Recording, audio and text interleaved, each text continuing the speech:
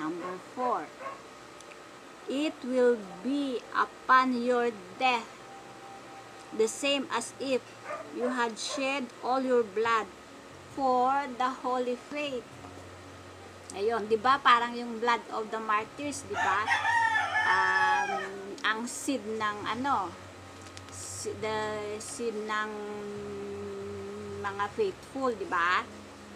So ito yung upon death, sa iyong kamatayan, you had shed all your blood for the holy faith.